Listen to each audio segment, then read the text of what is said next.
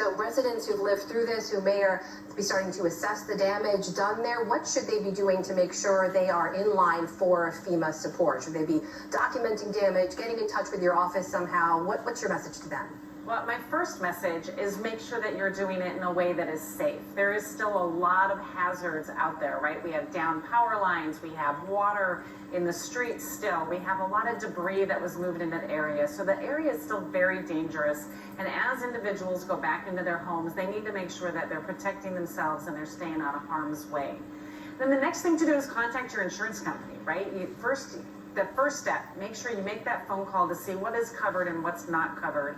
And as they go in, absolutely, they need to start taking pictures and documenting what the types of damages are. And after we work through the assessments and work with the governor to determine what level of additional federal assistance may be available, that bit of information is going to be extremely important.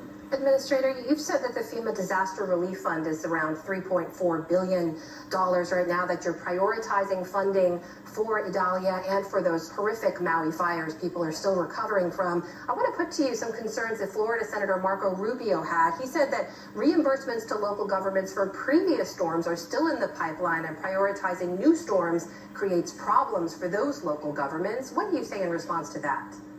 Yeah, our focus and our priority is to make sure that we can always support life-saving missions, right? That is what we are prioritizing the remaining balance of the Disaster Relief Fund for, so we can have enough funding to send these search and rescue teams out there, or power generation out there after a storm, and ensure that those that are in harm's way don't have increased damage. That's my priority. The work itself in these other communities, this longer-term recovery work, it doesn't stop, but it will delay the payments into the next fiscal year if it's not a life-saving activity that's needed right now.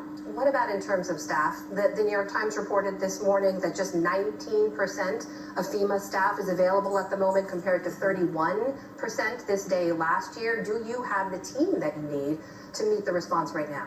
Yeah, we certainly are responding to a wide number of events across the country, and the percentage of the staff that is referenced is related to our disaster workforce. But we also have all of our steady state employees that we will tap into and we can mobilize in to support our efforts.